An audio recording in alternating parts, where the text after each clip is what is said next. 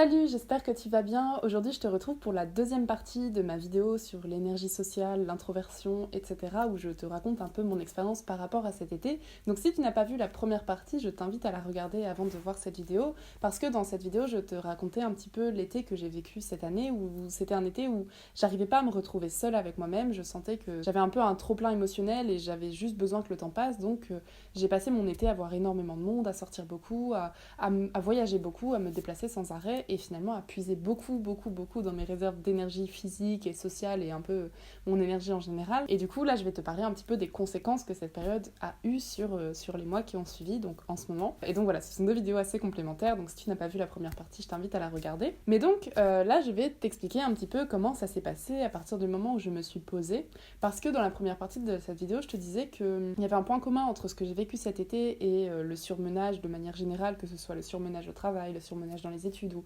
toute forme de surmenage en fait, c'est que quand on est dans l'action, quand on est dans le flow en fait, on ne ressent pas la fatigue et c'est au moment où on s'arrête généralement que la fatigue nous tombe dessus. Et ça c'est valable dans tous les contextes, que ce soit une période où vous avez trop fait la fête, où vous êtes beaucoup sortis, ou dans une période où vous avez eu beaucoup de choses à remplir pour votre travail et que vous avez dû boucler des gros trucs en peu de temps. Peu importe le contexte, ça fonctionne toujours comme ça. Tant que vous êtes dans le flow, vous ne ressentez pas la fatigue et au moment où vous vous arrêtez, d'un seul coup vous vous sentez épuisé. C'est pour ça que souvent quand on est en vacances, on a envie de faire plein de choses, mais en fait on se rend compte que on a juste envie de rester au lit le matin, de traîner, de se reposer quoi, parce qu'on se sent épuisé et on comprend pas pourquoi on arrive à être en pleine forme dans des périodes de rush énormes et que là où on a du temps libre, on a juste envie de dormir toute la journée. Et ça en fait c'est simplement le fonctionnement normal de l'énergie qui fait que quand on s'arrête, on ressent la fatigue. Et c'est hyper frustrant parce que du coup, généralement, quand on a enfin du temps libre, par exemple, quand vous avez un travail assez exigeant et que vous avez 15 jours de vacances, peut-être que ces 15 jours-là, vous allez prévoir plein de choses parce que du coup, forcément, comme vous avez du temps libre, vous avez envie d'en profiter. Et là, vous allez vous rendre compte que vous en êtes incapable parce que votre cerveau, en fait, il se rend compte que vous êtes un peu plus au repos, que le rythme est un peu plus chill que d'habitude et il va prendre ça comme un signal que c'est le moment de récupérer et il va vous faire ressentir toute la fatigue que vous avez emmagasinée. Et ça, c'est hyper traître du coup parce que on s'attend pas à être fatigué quand on est en vacances ou en week-end et finalement c'est le moment où on va être le plus où on va le plus manquer d'énergie et c'est pour ça que généralement quand on reste chez soi la journée, c'est très très difficile de s'activer, c'est très difficile de faire nos tâches ménagères, etc. Surtout si c'est notre seul jour, par exemple le week-end où on est chez soi, on a envie de faire des choses, mais finalement on passe la journée dans son canapé ou dans son lit à bouquiner, à regarder Netflix et la journée passe et on se rend compte qu'on n'a rien fait et qu'on est toujours aussi fatigué. Et c'est un peu le même principe que par exemple avec l'hypersomnie, généralement on a l'impression que si on dort beaucoup on va récupérer, mais en fait plus on dort et plus on est fatigué parce que du coup le corps se dit ok là c'est un moment d'arrêt, donc c'est le moment de lâcher un peu la résistance et là tu te prends comme un tsunami toute cette fatigue emmagasinée quoi. Donc ça c'est le fonctionnement de l'énergie que j'ai souvent découvert à mes dépens et finalement c'est un peu ce que j'ai vécu là ces derniers temps, mais bon comme je connais bien maintenant ce fonctionnement, je m'y attendais, c'est l'avantage. Parce que du coup, ce qui s'est passé, c'est que, comme je te l'ai dit, cet été, j'ai fait énormément de choses, j'ai voyagé tout le temps, j'ai pris le train des dizaines de fois, je me suis déplacée vraiment tout l'été, j'ai vu plein de monde et j'avais l'énergie pour tout ça, ce qui est quand même assez incroyable pour une introvertie. J'ai oublié de préciser dans la première vidéo, mais cette période où je voyais beaucoup de monde, en même temps, c'était la période où je préparais mon déménagement, où j'ai repris la conduite, ça je t'en avais un petit peu parlé dans ma vidéo sur mon emménagement à Bruxelles, mais disons que la période a été aussi intense sur d'autres aspects, donc vraiment, il y avait quand même une forme de surmenage là-dedans et pourtant j'arrivais à gérer quoi, et j'arrivais à déménager le jour et le soir à faire une soirée, prendre un verre jusqu'à 23h30 avec des potes et le lendemain de voir une autre amie, enfin vraiment je ne m'arrêtais jamais et du coup je suis arrivée à Bruxelles peu de temps après et d'un seul coup mon rythme s'est ralenti du jour au lendemain et au début j'étais encore un peu dans ce flot d'énergie, surtout que j'avais proposé à des amis de passer me voir vite fait à Bruxelles parce qu'elles étaient dans le coin et que je voulais en profiter, donc du coup j'ai à nouveau enchaîné une période où j'ai vu pas mal de monde la première semaine où j'ai emménagé à Bruxelles. Mais déjà première anecdote, c'est qu'au moment où j'ai eu des personnes qui sont venues me voir à Bruxelles, j'ai attrapé une angine qui m'a épuisée complètement. Et ça pour moi c'est pas anodin parce que l'angine c'est vraiment la maladie que je développe quand je suis trop fatiguée. À chaque fois que j'ai un coup dur ou que je me suis trop surmenée, généralement je suis clouée au lit par une angine. Donc déjà c'était un signal qui m'a pas du tout étonnée à vrai dire. Et donc suite à ça j'ai enfin pu retrouver un peu ma solitude, j'ai commencé à passer du temps chez moi pour aménager mon appartement, etc. Et du coup, mon rythme s'est un petit peu ralenti puisque je passais la journée chez moi, je bougeais beaucoup moins, etc. Et du coup, mon premier mois à Bruxelles, parce que là, ça va bientôt faire un mois que j'ai emménagé, j'étais dans un état d'épuisement, mais comme j'ai pas connu depuis longtemps. C'est-à-dire que vraiment, ça m'arrivait des fois de pleurer tellement j'étais fatiguée. Et c'était hyper perturbant parce que ça m'arrivait dans des moments où parfois je me levais à 10h le matin, j'avais rien à faire d'extérieur, j'avais même pas besoin de sortir de la journée, j'avais pas besoin de bouger de chez moi, etc.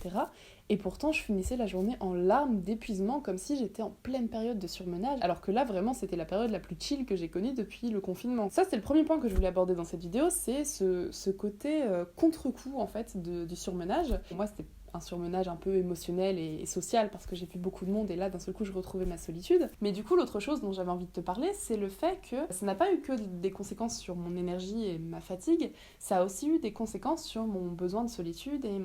ma capacité d'interaction sociale. Parce que à partir de ce moment-là où ma fatigue a commencé à se manifester, j'ai progressivement ressenti un besoin de solitude de plus en plus croissant. Et jour après jour, en fait, je me sentais de moins en moins capable de voir du monde. Et finalement, il me semble dans ma première vidéo que je t'ai parlé d'un épisode où j'ai eu un trop-plein social et où j'avais envie de pleurer, et où j'ai besoin de me réfugier chez moi en vitesse parce que je pouvais plus du tout être avec du monde. Et bah ça, finalement, ce sentiment, je le ressens un peu en permanence et à chaque fois que je vois du monde en ce moment. Et c'est assez gênant parce que du coup j'ai du mal à prévoir des choses et à chaque fois que je prévois quelque chose avec quelqu'un, j'angoisse un peu de mon énergie sociale. Je me dis est-ce que je vais réussir à gérer? Et généralement passé quelques heures je me sens très très vite totalement déchargée de mes batteries sociales et ça c'est pas un sentiment agréable du tout et je sais que c'est directement lié à ce que j'ai fait cet été et au fait que j'ai vu autant de monde cet été. Je sais très bien que là, mes batteries sociales, finalement, elles sont à plat. Je pense que tous les introvertis qui verront cette vidéo comprendront parfaitement ce que je veux dire par batterie sociale parce que c'est un sentiment qui est vraiment mais tellement perceptible, tellement tangible quoi, que du coup je pense que vous verrez très bien la sensation que c'est, cette sensation d'oppression où vous avez juste besoin de vous retrouver seul chez vous, de vous réfugier dans votre petit cocon. Et du coup c'est comme si le fait d'avoir lutté contre ma nature d'introvertie pendant une certaine période faisait que du coup là j'avais un taux d'introversion qui avait explosé et que maintenant j'étais introvertie puissance 200 quoi. Et ça fait vraiment un retour de bâton. Mais du coup cette vidéo fait écho à un sujet dont j'ai déjà beaucoup parlé sur cette chaîne, mais bon on n'en parle jamais trop je pense, c'est le sujet de l'anxiété sociale. Parce que en soi si c'était juste une question d'énergie qui baisse et de période où j'ai besoin de me reposer, une période où j'ai besoin d'être un peu plus seule, ce serait pas un problème en fait, je me dirais bon bah voilà c'est un contre-coup, c'est normal, je m'écoute et je me repose quoi. Sauf que le problème c'est que maintenant je me connais, maintenant je connais le piège, quand j'ai ce besoin de solitude, vu que je suis introvertie et que finalement c'est un peu ma nature profonde d'avoir besoin d'être seule, généralement je me complète tellement là-dedans, typiquement c'est ce qui s'est passé pendant le confinement, je me complète tellement dans la solitude qu'en fait j'ai une sensation de n'en avoir jamais assez. C'est-à-dire plus je suis seule et plus j'ai envie d'être seule et du coup je finis par m'isoler complètement et au bout d'un moment finalement je tombe dans une anxiété sociale assez dramatique dans le sens où du coup j'arrive même plus à sortir de chez moi pour faire mes courses, j'arrive plus à aller à mes rendez-vous médicaux, j'arrive plus à prendre le téléphone pour quoi que ce soit et ça devient une phobie administrative et sociale qui devient hyper difficile à vivre au quotidien. Et là, j'en suis pas à ce stade, heureusement, mais je sais que c'est quelque chose qui me menace à chaque fois que j'ai des périodes où j'ai besoin de solitude. Et plus le besoin de solitude est grand, et plus mon risque d'isolement et donc de retomber dans l'anxiété sociale est grand. Donc ce sujet-là, j'en avais déjà parlé pendant le confinement, du coup, puisque c'était quand même quelque chose que je craignais beaucoup avec le confinement et surtout avec la fin du confinement. Donc pour le coup, finalement, à la fin du confinement, je me suis réadaptée assez facilement dans la mesure où j'avais tellement hâte de retrouver mon copain que je suis allée très vite en Belgique, et du coup, le fait d'être en Belgique... c'était tellement un contexte différent que finalement les choses se sont faites assez naturellement. Mais en tout cas, quand j'ai un chez moi et que je reste chez moi et que je m'isole un peu trop, je sais que je risque vraiment de tomber dans ce mécanisme un peu néfaste finalement. Et c'est pour dire que j'ai beau être introvertie, finalement la solitude ne me fait pas que du bien non plus. Parce que c'est le problème d'être à la fois introvertie et anxieux social. Donc ça c'est un sujet dont j'avais déjà parlé, le fait que l'anxiété sociale, même si on n'en souffre pas au quotidien, elle reste en nous et elle peut toujours ressurgir dans certains contextes, et notamment dans les contextes où on est assez isolé. Ça doit être au moins la 3e vidéo où je parle de ça, donc voilà, si vous voulez en savoir plus, je vous invite à regarder d'autres vidéos que j'ai fait sur le sujet sur ma chaîne. Mais je trouve ça toujours important de le rappeler en fait, parce que moi j'ai beau l'avoir vécu plusieurs fois, ça m'arrive toujours d'avoir cette menace quand même qui me frôle, ou voire même de retomber dedans. Et ça me fait toujours quand même réfléchir un peu sur la question de cet équilibre en fait dont je parlais dans la première partie, qui est l'équilibre entre le besoin d'interaction sociale, le besoin de solitude, et comment on trouve le juste milieu finalement. Parce que moi ça fait plusieurs années là que j'expérimente un peu un extrême puis l'autre, et que ça alterne comme ça, et malgré tout malgré cette expérience-là, je n'ai pas encore vraiment trouvé d'équilibre. Je passe toujours d'un extrême à l'autre, mais j'ai du mal à trouver un équilibre en fait. Et là, typiquement, comme je suis dans une période un peu d'effet rebond finalement, après cet été où je me suis un peu trop investie socialement et que du coup là j'ai ce gros besoin de solitude, je suis à nouveau dans un extrême et pour contrebalancer, voilà, c'est un peu un piège, c'est un peu un cercle vicieux finalement de passer de l'un à l'autre comme ça. Et j'aimerais juste trouver un moyen de stabiliser ça et de réussir en fait à pas tomber sans arrêt d'un côté puis de l'autre. J'ai l'avantage d'être consciente de ça et qu'il soit pas trop tard parce que du coup j'ai conscience de ça depuis le début de cette période et du coup je me suis efforcée à sortir, voire passer une journée avec une amie au moins une fois par semaine et en plus de ça j'ai mon copain que je vois quand même quasiment tous les soirs, je vois quand même du monde, c'est pas comme si j'étais arrivée dans un nouveau pays où je connaissais absolument personne parce que là sinon ça m'aurait fait le même effet qu'en Suède, c'est-à-dire que je me serais retrouvée complètement isolée et là ça aurait été la dépression assurée, mais là en l'occurrence c'est pas le cas, j'ai quand même des amis que je peux voir régulièrement ici et surtout mon copain c'est un peu mon plus gros lien avec le monde extérieur puisque ça me permet de sortir quasiment tous les jours, voire un jour sur deux. Et ça me donne une vraie motivation, quoi, parce que j'ai envie de le voir, parce que j'ai envie de le rejoindre. Et ça, du coup, ça me motive toujours à sortir de chez moi quand c'est pour le rejoindre. Donc c'est quand même un peu un gros avantage. Mais du coup, ça me fait aussi me dire que finalement,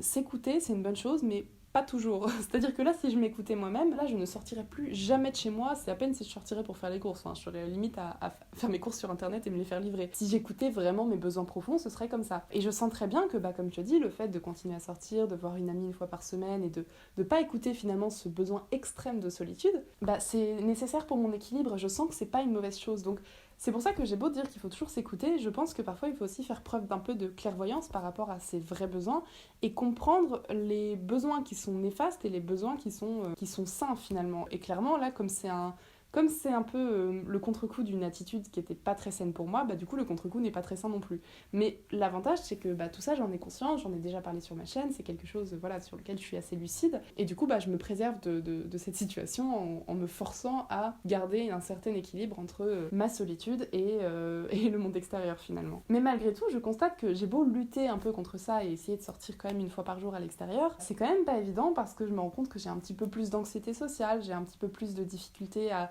répondre à mes messages ou bien à prendre le téléphone pour des démarches administratives ou même à sortir faire mes courses. C'est des petites choses quotidiennes où je me dis tiens, là j'ai un peu plus de difficultés, ça ressemble quand même un petit peu à de l'anxiété sociale. Donc malgré tout, le venin de l'anxiété sociale est quand même présent et finalement il est assez insidieux quoi, parce que je me laisse pas complètement tomber dedans et j'en ressens quand même les effets finalement. Donc voilà, je pensais que c'était intéressant de parler de ça parce qu'on est quand même au mois d'octobre, on est en automne et typiquement je sais que les saisons froides sont le moment où on a le plus tendance à s'isoler, surtout là avec à nouveau l'évolution du virus, etc. On a de moins en moins la possibilité de sortir, etc. Donc là vraiment tout est mis en œuvre pour qu'on reste enfermé chez soi, donc en plus ça augmente fois 1000 les risques de faire de la déprime saisonnière, etc. Donc clairement, trop s'isoler à cette période, c'est pas une bonne idée, donc je pensais que c'était quand même important de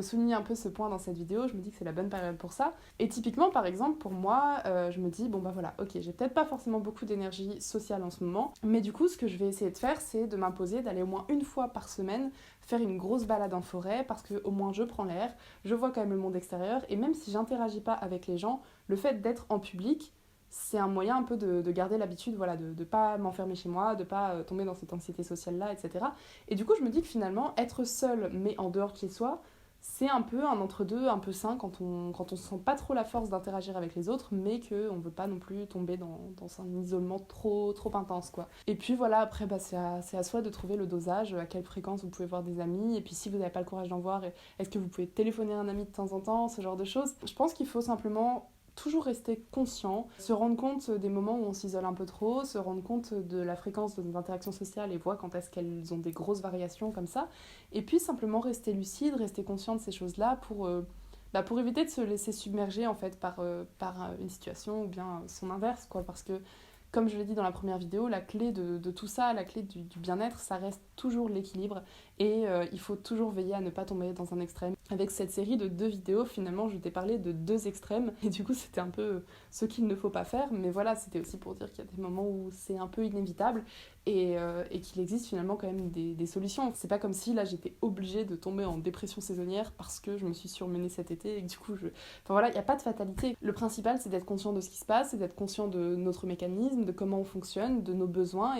et de savoir ce qui est bon pour nous, ce qui l'est moins. Comme d'habitude, je prônerai toujours la conscience de soi-même, la connaissance de soi. Et c'est l'avantage quand on est introverti, c'est qu'on fait beaucoup d'introspection, donc du coup au moins on est généralement pas mal soucieux de ces questions-là quand on est introverti. Mais voilà, c'est des sujets dont j'aime beaucoup parler et qui sont assez vastes et je pense que en faisant ces vidéos-là, je vais avoir plein d'autres idées, de choses à partager sur ce rapport à la vie sociale, à l'introversion et tous ces trucs-là. J'espère en tout cas que cette petite série de vidéos t'aura plu. C'était quand même une expérience assez contrastée que j'ai vécue ces derniers mois et du coup je trouvais ça intéressant à partager. Donc voilà, j'espère que cette vidéo t'aura plu. Je te souhaite vraiment de prendre soin de toi et je te dis à bientôt.